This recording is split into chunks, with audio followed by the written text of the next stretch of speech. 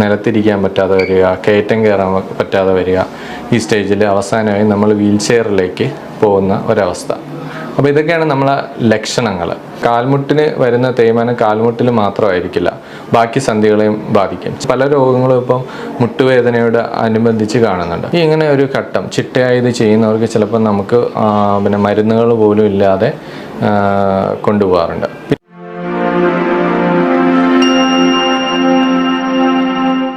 നമസ്കാരം, എൻ്റെ പേര് ഡോക്ടർ പ്രശാന്ത് JS. ഞാൻ കോഴിക്കോട് ഫാത്തിമ ഹോസ്പിറ്റലിലെ consultant trauma replacement and arthroscopy സർജനാണ്. ഞാൻ ഇന്നിവിടെ സംസാരിക്കാൻ പോകുന്ന വിഷയം മുട്ടുവേദനയും അതിൻ്റെ പരിഹാര മാർഗങ്ങളും. മുട്ടുവേദന നമ്മുടെ ശരീരത്തിലെ ഒരു വലിയ സന്ധിയാണ്. തുടയെല്ലും താഴത്തെ കാലിലെ എല്ലും ചേർന്നുണ്ടാവുന്ന ഒരു സന്ധി. അതിൻ്റെ മുന്നിലായി ഒരു ചിരട്ടയെല്ലും കാണപ്പെടുന്നു. തുടയെല്ലിനും നമ്മുടെ താഴെയുള്ള കാലിലെ എല്ലിനും ഇടയ്ക്ക് ഒരു തരുണാസ്ഥിയുണ്ട്. അതിനെ നമ്മൾ കാർട്ടിലേജ് എന്ന് പറയും. ഇത് എല്ലാം കൂടെ ചേർന്നതാണ് മുട്ട്, അതായത് കാൽമുട്ട്. അപ്പോൾ എന്താണ് മുട്ട് തേയ്മാനം? മുട്ട് തേയ്മാനം എന്ന് വെച്ചാൽ നമ്മുടെ ഈ തുടയെല്ലിലും കാലിന് ഇടയിലുള്ള തരുണാസ്ഥി തേഞ്ഞു പോകുന്നതിനാണ് സാധാരണ നമ്മൾ മുട്ട് തേയ്മാനം എന്ന് പറയുന്നത്. ഇതിൻ്റെ പ്രധാന കാരണങ്ങൾ ഏറ്റവും കൂടുതലായി കാണുന്നത് നമ്മളൊരു 10 പേരിൽ 3 പേർക്ക് സാധാരണ 50 വയസ്സ് കഴിഞ്ഞാൽ മുട്ട് തേയ്മാനം കാണാറുണ്ട്. അപ്പോൾ പ്രായമാണ് മുട്ട് തേയ്മാനത്തിൻ്റെ ഏറ്റവും വലിയ കാരണം. 2, ചെറുപ്പകാലത്തൊക്കെ ഉണ്ടാകുന്ന പരിക്കുകൾ, അതിൽ നമ്മുടെ കാർട്ടിലേജ് അല്ലെങ്കിൽ തരുണാസ്ഥിയിലോ മുട്ടിനകത്തുള്ള ലിഗമെൻറ്റുകൾക്കോ മുട്ടിലെ വാഷറായ മെനിസ്കസിനോ ഉണ്ടാകുന്ന പരിക്കുകൾ അവസാനം മുട്ട് തേയ്മാനത്തിന് കാരണമാകാം. പിന്നെ ഒന്ന് ഇൻഫെക്ഷൻ. നമുക്ക് മുട്ടിൽ എന്തെങ്കിലും അണുബാധ ഉണ്ടായിക്കഴിഞ്ഞാൽ അത് കാലക്രമേണ അണുബാധ പോയാലും നമ്മുടെ തരുണാസ്ഥി ദ്രവിച്ചു പോവുകയും അത് തേയ്മാനത്തിലോട്ട് മാറുകയും ചെയ്യുന്നു. പിന്നെയുള്ളത് വാതരോഗങ്ങൾ നമ്മൾ സാധാരണ ആമവാദം, സന്ധിവാദം, പിന്നെ യൂറിക് ആസിഡ് അങ്ങനെയുള്ള, അല്ലെങ്കിൽ ചിലപ്പോൾ ഉണ്ടാകുന്ന പനി, ചിക്കൻ ഗുനിയ അങ്ങനെ പോലുള്ള വാദങ്ങൾ അവസാനം മുട്ട് തേയ്മാനത്തിലേക്ക് മാറും. ഇങ്ങനെ 3-4 കാരണങ്ങളാണ് മുട്ട് തേയ്മാനം ഉണ്ടാക്കുന്നത്. ഇനി എന്തൊക്കെയാണ് മുട്ട് തേയ്മാനത്തിൻ്റെ ലക്ഷണങ്ങൾ? സാധാരണ എൻ്റെ OPയിൽ വരുന്ന രോഗികൾ ഞാൻ 3ആയിട്ട് തിരിക്കാറുണ്ട്. ഒന്ന്, ആദ്യം, അതായത് തുടക്കത്തിലുള്ള തേയ്മാനങ്ങൾ. സാധാരണ ഒരു 40 വയസ്സ് 50 വയസ്സിനിടയിലാണ് തുടക്കത്തിലെ തേയ്മാനം കാണുന്നത്. രണ്ടാമത് കുറച്ച് ഒരു മിഡിൽ ഷേപ്പിലുള്ള, അതായത് മിഡിൽ സ്റ്റേജിലുള്ള തേയ്മാനം. മൂന്നാമത് സിവിയർ ആയിട്ടുള്ള തേയ്മാനം. അപ്പോൾ ലക്ഷണങ്ങളെന്ന് വെച്ച് കഴിഞ്ഞാൽ ആദ്യത്തെ സ്റ്റേജിൽ നമുക്ക് ചെറിയൊരു വേദന, അത് കൂടുതലും ഡിമാൻഡിങ് ആക്ടിവിറ്റീസ്, അതായത് സ്റ്റെപ്പ് കയറുമ്പോൾ അല്ലെങ്കിൽ നിലത്തിരിക്കാൻ, നമ്മൾ നിലത്ത് എന്തെങ്കിലും ഇന്ത്യൻ ക്ലോസറ്റ് ആയാലും അല്ലെങ്കിൽ നമുക്ക് എന്തെങ്കിലും പ്രാർത്ഥന അങ്ങനെ എന്തെങ്കിലും നിലത്തിരിക്കേണ്ട സ്ഥിതി വരുമ്പോൾ എഴുന്നേൽക്കുമ്പോഴുള്ള വേദന. അത് കഴിഞ്ഞ് നമ്മൾ കുനിഞ്ഞ് ചെയ്യുന്ന, അതായത് വെയിറ്റ് എടുക്കേണ്ടി വരുന്ന ജോലികൾ ചെയ്യുമ്പോൾ ചെറിയ വേദന, അല്ലെങ്കിൽ കുറേ ദൂരം നടന്നതിന് ശേഷം നമ്മൾ പിന്നെ വരുമ്പോഴത്തേക്ക് ഉണ്ടാകുന്ന വേദന. ഇതെല്ലാം നമ്മൾ രാവിലെ അധികം വേദന ഉണ്ടാവില്ല, അവസാനം നമ്മൾ വൈകുന്നേരം അടുക്കുമ്പോൾ ജോലിയൊക്കെ ഇങ്ങനെ ചെയ്ത് കുറച്ചൊരു ക്ഷീണമാകുമ്പോഴാണ് ഈ വേദന കാണപ്പെടുന്നത്. അത് കഴിഞ്ഞിട്ട് രണ്ടാമത്തെ സ്റ്റേജിലേക്ക് ആകുമ്പോഴത്തേക്കും നമുക്ക് തുടക്കത്തിൽ തന്നെ, അതായത് നമ്മൾ ഒരു കുറച്ച് നേരം രാവിലെ കഴിഞ്ഞ് കുറച്ച് നേരം ജോലി എടുക്കുമ്പോൾ തന്നെ കാല് ചെറുതായിട്ട് വേദന തുടങ്ങും. അത് ഈ പറഞ്ഞ ഡിമാൻഡിങ് ആക്ടിവിറ്റി അല്ലാതെ കുറച്ച് ദൂരം നമുക്ക് ഒരു 1 കിലോമീറ്റർ താഴെയൊക്കെ നടന്നു തുടങ്ങുമ്പോൾ തന്നെ ഈ വേദന കാണാറുണ്ട്. അവസാനത്തെ സ്റ്റേജിൽ നമുക്ക് തീരെ നടക്കാൻ പറ്റാത്ത ഒരു സ്റ്റേജ്, നമ്മൾ നടക്കാൻ പറ്റാതെ വരിക, മുട്ട് വളയുക, തീരെ നമുക്ക് സ്റ്റെപ്പ് കയറാൻ പറ്റാതെ വരിക, നിലത്തിരിക്കാൻ പറ്റാതെ വരിക, കയറ്റം കയറാൻ പറ്റാതെ വരിക. ഈ സ്റ്റേജിൽ അവസാനമായി നമ്മൾ വീൽ ചെയറിലേക്ക് പോകുന്ന ഒരവസ്ഥ. അപ്പോൾ ഇതൊക്കെയാണ് നമ്മളെ ലക്ഷണങ്ങൾ. പിന്നെ കൂടുതലും പേഷ്യൻസിന് നമ്മൾ ഒരു തേയ്മാനം, ഇപ്പോൾ കാൽമുട്ടിന് വരുന്ന തേയ്മാനം കാൽമുട്ടിൽ മാത്രമായിരിക്കില്ല, ബാക്കി സന്ധികളെയും ബാധിക്കും. ചില പേഷ്യൻസിന് നട്ടെല്ലിന് തേയ്മാനം ഉണ്ടായിട്ട് നമുക്ക് കാലിലോട്ട് അതിൻ്റെ തരിപ്പും വേദനയൊക്കെ വന്നു കഴിഞ്ഞാൽ അത് ഡിസ്ക് തേയ്മാനം. പിന്നെ നട്ടെല്ലിനെ ബാധിക്കുന്ന ചില വാദങ്ങൾ, ഞാൻ നേരത്തെ സൂചിപ്പിച്ചതുപോലെ സന്ധിവാദം, ആമവാദം, ഇതൊക്കെ നട്ടെല്ലിനെയും ബാധിക്കാം. പിന്നെ ഉണ്ടാകുന്ന ഒരു തേയ്മാനമാണ് കഴുത്ത് തേയ്മാനം. നമ്മളെന്തെങ്കിലും കുറേ നേരം ജോലി ചെയ്യുകയോ, ഇപ്പോൾ കൂടുതലിപ്പം നമ്മൾ ഈ ഓൺലൈൻ ക്ലാസ്സുകൾ ഒക്കെ ഒരുപാട് അറ്റൻഡ് ചെയ്യുന്നവർക്ക് കഴുത്ത് തേയ്മാനം കാണുന്നുണ്ട്. അതുപോലെ തന്നെ നമ്മൾ ഈ കമ്പ്യൂട്ടർ വർക്കൊക്കെ ചെയ്യുന്ന IT ഫീൽഡ്, ബാങ്ക് ജീവനക്കാർക്ക് ഒരുപാട് പേര് നമുക്ക് കഴുത്ത് വേദനയായിട്ടൊക്കെ വരുന്നുണ്ട്. പിന്നെ നമ്മൾ ഇടുപ്പ് വേദനയും നമ്മളിപ്പം കൂടുതൽ ഇപ്പോൾ ഈ കൊറോണയ്ക്ക് ശേഷം അല്ലെങ്കിൽ നമ്മളെ വാക്സിൻ അസോസിയേറ്റഡ് ആയിട്ട് ചെറിയ ജോയിൻറ്റ് ആർത്രാൾജി, അതായത് ജോയിൻറ്റിൽ ചെറിയ നീര് വേദന ഒക്കെ ഇപ്പോൾ കാണുന്നുണ്ട്. അതുപോലെ തന്നെ നമ്മളെ ഹിപ്പിൻ്റെ ബോണിലോട്ടുള്ള രക്തോട്ടം കുറഞ്ഞിട്ടുള്ള ഏവിയൻ, അതായത് വാസ്കുലർ നെക്രോസിസ് കാണുന്നുണ്ട്. അങ്ങനെ പല രോഗങ്ങളും ഇപ്പം മുട്ടുവേദനയോട് അനുബന്ധിച്ച് കാണുന്നുണ്ട്. പിന്നെ നമ്മൾ ശ്രദ്ധിക്കേണ്ട കാര്യം, ചില ആൾക്കാർക്ക് ഇടുപ്പല് വേദനയുടെ തുടക്കം മുട്ടിലായിരിക്കും. അങ്ങനെ ചില കേസുകൾ കാണുന്നുണ്ട്. പിന്നെ മുട്ടുവേദനയും അതേപോലെ തന്നെ ഡിസ്കിലെ വേദന രണ്ടും അസോസിയേറ്റ് ചെയ്തും കാണാറുണ്ട്.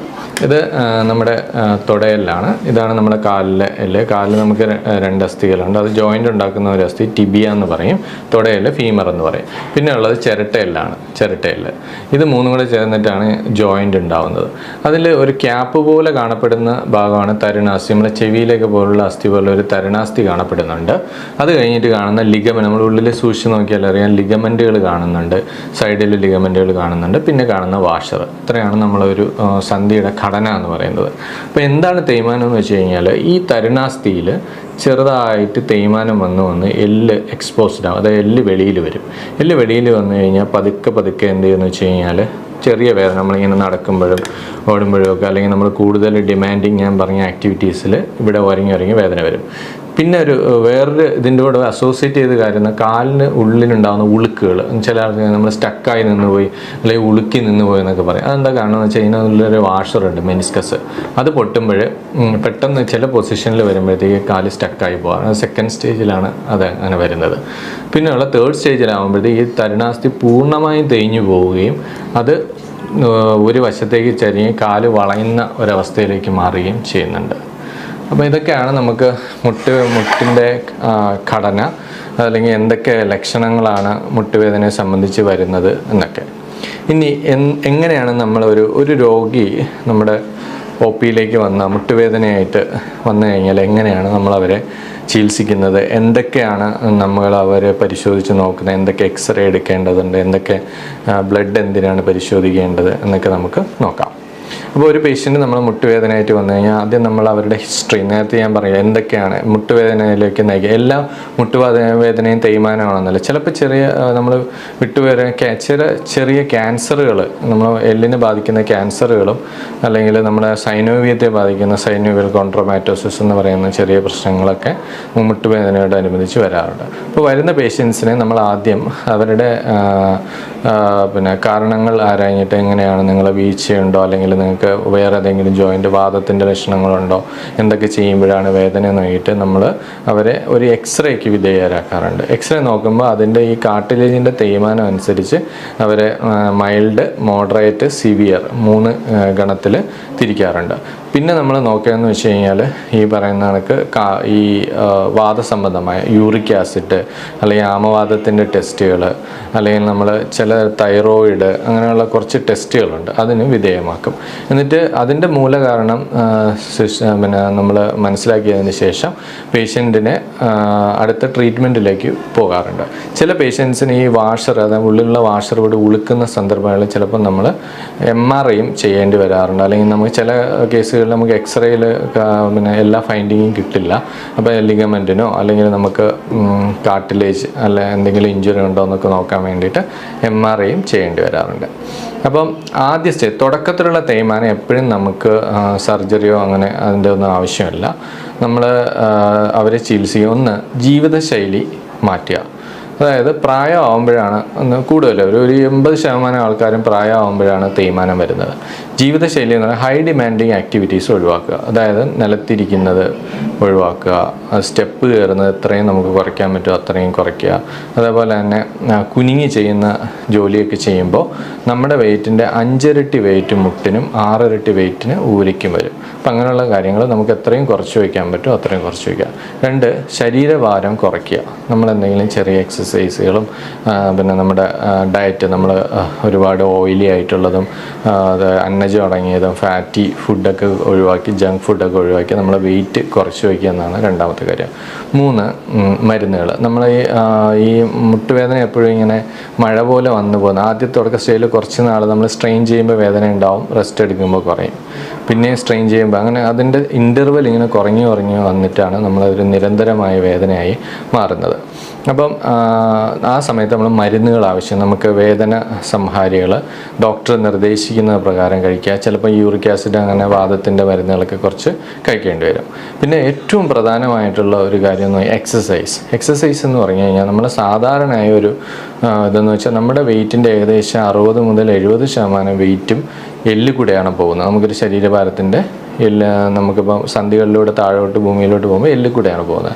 ബാക്കിയുള്ള 30% വെയിറ്റ് ബിയറിങ്ങും മസിലുകളാണ് ചെയ്യുന്നത്.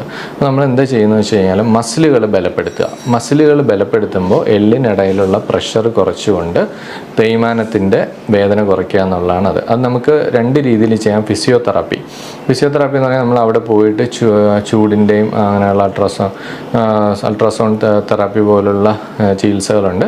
അത് കഴിഞ്ഞ് ചുറ്റുമുള്ള കോർട്ടിസെപ്സ്, ഹാംസ്ട്രിങ് പോലുള്ള മസിലുകൾ ബലപ്പെടുത്താൻ വേണ്ടിയിട്ടുള്ള എക്സസൈസുകളും ചെയ്യുക.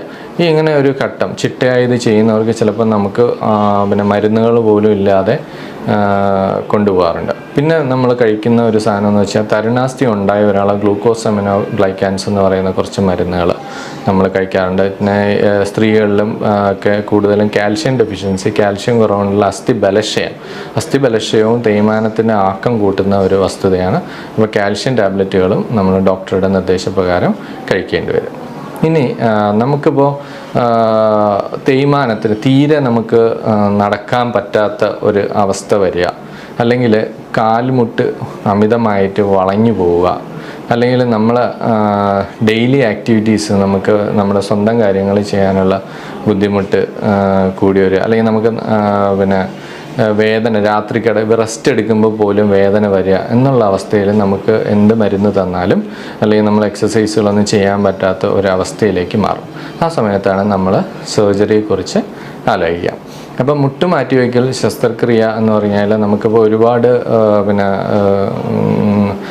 കിംവദന്തികളും അല്ലെങ്കിൽ ഒരുപാട് പേഷ്യൻസിനെ അയ്യോ മുട്ട് മുഴുവനായിട്ട് അങ്ങ് മുറിച്ച് കളയോ എന്നൊക്കെ ചില പേഷ്യൻസ് വന്ന് നമ്മുടെ അടുത്ത് ചോദിക്കാറുണ്ട്. അങ്ങനെയല്ല, തരുണാസ്ഥി ഈ ഭാഗമാണ് നമുക്ക് തേഞ്ഞു പോയതിന് ശേഷമാണ് ഈ എല്ലുകൾ ഉരസിയിട്ടാണ് വേദന ഉണ്ടാവുക. അപ്പോൾ നമുക്കിവിടെ ഒരു പ്രൊട്ടക്ഷനായിട്ടുള്ള ഒരു കവചം വെച്ച് കൊടുക്കും. അതാണ് മുട്ടുമാറ്റിവയ്ക്കൽ ശസ്ത്രക്രിയ എന്ന് പറയുന്നത്. അപ്പോൾ ഇത് നമ്മൾ തുടയെല്ല്, ഇത് താഴത്തെ എല്ല്. അപ്പോൾ ഇതിന് മേലുള്ള തരുണാസ്ഥിക്ക് പകരം നമ്മളൊരു ഒരു കൊബാൾട്ട് ക്രോമിയം പോലുള്ള മെറ്റൽ ഉപയോഗിക്കുന്നു. ഇവിടെ ഒരു പ്ലാസ്റ്റിക്കിൻ്റെ ഇൻസേർട്ട് ഉണ്ട്, പിന്നെ ഒരു മെറ്റൽ ടിബിയയ്ക്ക്. അപ്പോൾ ഒരു 3 മില്ലിമീറ്റർ മുതൽ 9 മില്ലിമീറ്ററുള്ള ഒരു ഭാഗം മുറിച്ച് കളഞ്ഞതിന് ശേഷം അവിടെ നമ്മളിത് വെക്കുന്നു. ഇതാണ് ഈ ഓപ്പറേഷൻ. അതുപോലെ തന്നെ നമ്മുടെ ഓപ്പറേഷന് ശേഷം നമ്മുടെ സ്വന്തം കാര്യങ്ങൾ ചെയ്യാനും നമുക്ക് വേദനരഹിതമായി നടക്കാനും കഴിയും. അപ്പോൾ ഞാൻ നേരത്തെ പറഞ്ഞ സങ്കീർണമായ വേദനകളുള്ള ഒരവസ്ഥയിൽ എത്തിച്ചേരുമ്പോൾ നമ്മൾ മുട്ടുമാറ്റി വയ്ക്കും. അപ്പോൾ എന്താണ് നമ്മൾ ഇതിന് വേണ്ടിയുള്ള തയ്യാറെടുപ്പുകൾ? നമ്മളതൊരു വളരെയധികം പ്ലാൻഡ് ആയിട്ടുള്ള ഒരു ഓപ്പറേഷനാണ്, എമർജൻസി ആയിട്ടുള്ള ഒരു ഓപ്പറേഷനല്ല. അപ്പോൾ നമ്മളൊരു പേഷ്യൻ്റ് വന്നു കഴിഞ്ഞാൽ പേഷ്യൻറ്റിന് നമ്മൾ ആദ്യം തന്നെ കാർഡിയോളജി, മെഡിസിൻ, അതേപോലെ തന്നെ നമുക്ക് എവിടെയെങ്കിലും അണുബാധകളുണ്ടോ, അതിപ്പോൾ നമ്മൾ ENT ആയാലും യൂറോളജിയോ അല്ലെങ്കിൽ പിന്നെ ഡെൻ്റലോ എന്തെങ്കിലുമൊക്കെ അണുക്കൾ ബാധ ഉണ്ടെങ്കിൽ അതൊക്കെ ചോദിച്ചിറങ്ങിയിട്ട് അതിൻ്റെ അണുക്കൾ ബാധയെല്ലാം മാറ്റി നമ്മൾ കാർഡിയോളജിസ്റ്റിൻ്റെ ഒരു ഫിറ്റ്നസ് മേടിക്കും, മെഡിസിൻ ഫിറ്റ്നസ് മേടിക്കും, അനസ്തേഷ്യ ഡോക്ടറുടെ ഫിറ്റ്നസ്സൊക്കെ മേടിച്ചിട്ടാണ് പേഷ്യൻറ്റിനെ അഡ്മിറ്റ് ആക്കി കഴിഞ്ഞാൽ നമ്മൾ ഒരു ദിവസം സർജറി ചെയ്യുന്നു. പിറ്റേ ദിവസം തന്നെ നമുക്ക് ഇവിടെ നമ്മൾ ഫാത്തിമ ഹോസ്പിറ്റലിൽ ചെയ്യുന്ന സർജറി വേദന കുറഞ്ഞ ഒരു സർജറിയാണ്. അപ്പോൾ അത് നമുക്ക് പുറകിലൂടെ ട്യൂബിട്ട് കണ്ടിന്യൂസ് മെഡിസിൻ തന്നിട്ട് 2 ദിവസം തീരെ വേദന ഒരു 90-95% സർജറിയുടെ വേദന ഇല്ലാത്ത രീതിയിലുള്ള ഓപ്പറേഷനാണ് ഇവിടെ ചെയ്യുന്നത്. പിറ്റേ ദിവസം തന്നെ നമുക്ക് നടക്കാൻ പറ്റും. 3ാമത്തെ ദിവസം തൊട്ട് ബാത്റൂമിൽ പോവാം, നമുക്ക് ടോയ്ലറ്റ് ട്രെയിനിങ് കാര്യങ്ങളും തരും. 6ാമത്തെ ദിവസം നമ്മളിവിടെ നിന്ന് സ്റ്റെപ്പൊക്കെ ഇറക്കിയിട്ടാണ് പേഷ്യൻ്റ് ഡിസ്ചാർജ് ചെയ്യുന്നത്. പിന്നെ 2 പ്രാവശ്യം നിങ്ങൾ ഹോസ്പിറ്റലിൽ വരേണ്ടി വരും. 2ാമത്തെ പ്രാവശ്യം വരുമ്പോൾ നമ്മളൊരു 15 ദിവസം കഴിഞ്ഞതിന് ശേഷം സ്റ്റിച്ച് എടുക്കും. ഇതിനിടയ്ക്ക് ഫിസിയോതെറാപ്പി ഉണ്ട്, എക്സസൈസുകളുണ്ട്. അത് നമുക്ക് വീട്ടിൽ ചെയ്യാവുന്നതുകൊണ്ട് ഇവിടെ വരുമ്പോൾ ഇവിടെ വെച്ച് ചെയ്യാവുന്നതുണ്ട്. പിന്നെ വേറെ കുറേ സംശയങ്ങൾ, നമ്മൾ ഇതിലിടുന്ന പിന്നെ എത്ര നാൾ നിലനിൽക്കും നോക്കണം. സാധാരണ നമ്മളൊരു 10 മുതൽ 15 വർഷം, ചിലപ്പോൾ 20 വർഷം വരെ ചില പേഷ്യൻസിന് കിട്ടാറുണ്ട്. ഓരോരുത്തരുടെ ഉപയോഗം അനുസരിച്ചിരിക്കും. സാധാരണ നമ്മൾ ഉപയോഗിക്കുന്ന അമേരിക്കൻ, ജർമ്മൻ മെയ്ഡ് സാധനം, പിന്നെ ഇംഗ്ലണ്ട്, അവിടെ നിന്നൊക്കെ വിദേശ നിർമ്മിതമായ ഇതാണ് നമ്മളിവിടെ മുട്ടുമാറ്റി വയ്ക്കാൻ വേണ്ടി ഉപയോഗിക്കുന്നത്. പിന്നെ അവസാന സ്റ്റേജിൽ നമ്മൾ 1 മാസം കഴിഞ്ഞതിന് ശേഷം ഇവരെ മുറിവെല്ലാം ഉണങ്ങി നല്ലോണം എക്സസൈസൊക്കെ ചെയ്ത് ഒരു 3 മാസം വരെ നമ്മൾ ഫോളോ അപ്പിന് വരാൻ പറയാറുണ്ട്. അത് കഴിഞ്ഞാൽ സ്വന്തം ജീവിതത്തിലേക്ക് തിരിച്ചു പോവാം. അപ്പോൾ ഇതാണ് മുട്ടുവേദനയെക്കുറിച്ച് എനിക്ക് പറയാനുള്ളത്. അപ്പോൾ നിങ്ങൾക്ക് എന്തെങ്കിലും സംശയങ്ങളുണ്ടെങ്കിൽ താഴെയുള്ള കമൻറ്റ് ബോക്സിൽ കമൻറ്റ് ചെയ്യുക. സമയമനുസരിച്ച് ഞാൻ അതിന് റിപ്ലൈ ചെയ്യുന്നതായിരിക്കും. ഇനി മറ്റൊരു വിഷയവുമായി അടുത്ത പ്രാവശ്യം കാണാം. നമസ്കാരം.